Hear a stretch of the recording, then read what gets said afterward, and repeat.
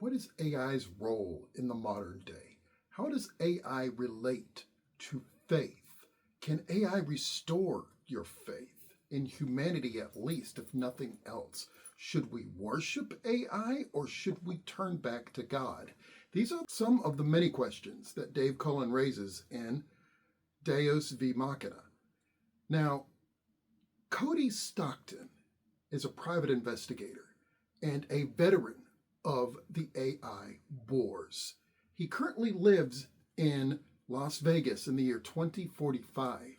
When he's hired to find a man, he is embroiled into this big conspiracy that relates all the way back into AI and could relate back into the very thing that he suffered years ago, the very thing that has shaken his faith in God.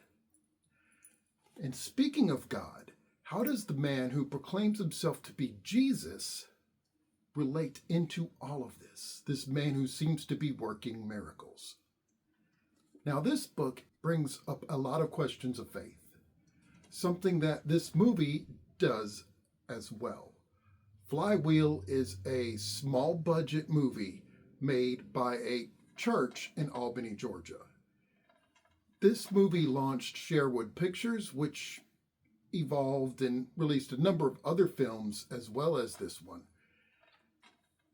And I'm not going to say it's a well-acted movie. I'm not going to say that the dialogue isn't kind of on the nose and hokey at times, because it is. But it's an earnest film, a film that asks big questions, and the answers it gives you leaves you feeling a little warm inside. This is one of those films that I watch about every 3 or 4 years or so. It's a good one to return to for me.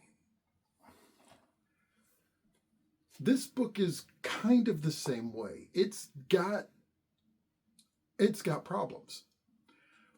The good parts is Cody Stockton. The character is very good. You like his girlfriend. You like the guy that he eventually finds and begins working with, Cirque.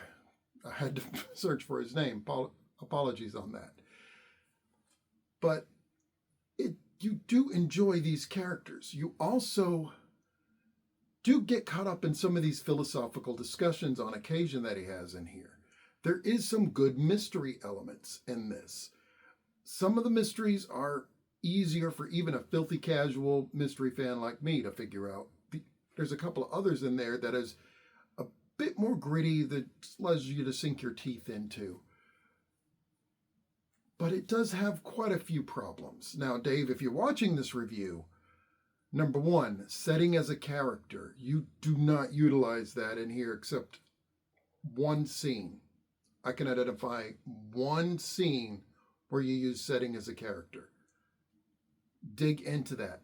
Number two, Dave, when you're writing your villains, you got to make them dark. Now, Dave Cullen strikes me as a very nice person. I've never met the guy in real life, but he strikes me as a very nice person. I can say that because he doesn't really get too dark with his things that he shows in the novel. He doesn't even dig into the AI wars at all. He shows us the result and how it shook Cody Stockton's faith in God and humanity. But he doesn't really talk about the actual events. He doesn't bring us there. And that's part of the reason why we read this stuff.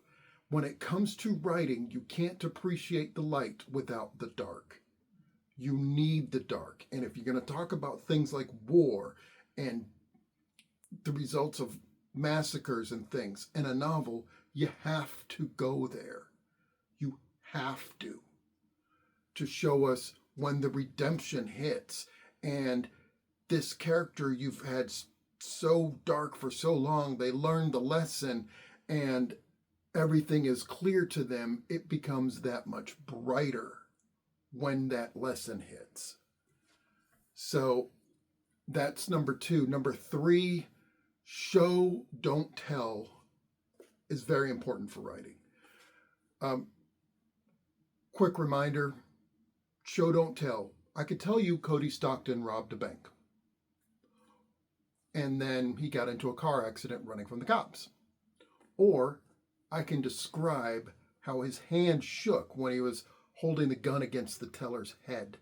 I can describe the dollar bills flying out of his bag as he raced down the steps and leaped into the running car. I can let you hear the sound of the tires squealing as he stomped the accelerator to try to get away from the cops. I can describe the tires letting go as he rounded the corner and the vehicle veered straight on into the oncoming bus. What's the difference? One of these things, I just told you that it happened. The other one, I described it for you. You felt like you were there. We want to feel like we're there. And there's a number of scenes in here that I won't go into because I'll spoil the mystery elements of the novel that are kind of glossed over to get to the discussion. Don't gloss over these things. Given all of that, do I recommend this novel? I went back and forth on this. I give it a bare recommendation, very thin bare recommendation for one reason. The mystery elements in this is very good in certain scenes. They're good enough to keep you engaged, and it feels like a cozy mystery in those scenes. The other reason why I recommend it is because of this movie. The way it asks the questions and poses the questions to you, it reminded me of this a little bit, which this has I have a soft spot in my heart for this movie. So based upon that, I give it a very thin recommendation.